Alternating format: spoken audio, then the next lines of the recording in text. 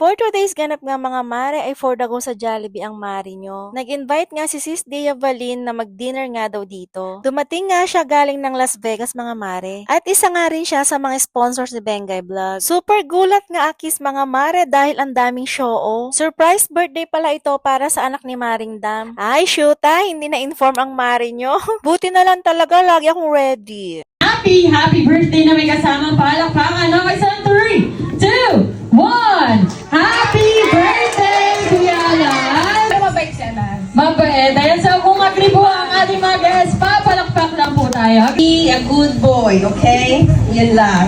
Ha? Up and wide. Stop. Shake! Shake one more! Shake! Shake last one! Dance! Pagsisa, dalawa, tatlo. Lucky! Jump, jump, jump! Shake your head! Jump! Jump na wala! Jump! Jump! Jump! Jump! Shake! Shake your hips!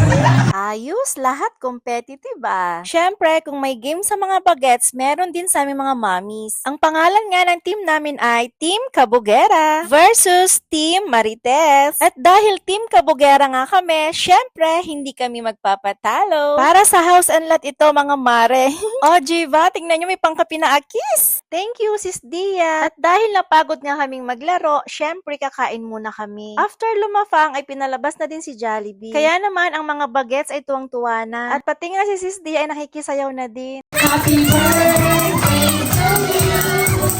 Happy birthday to you.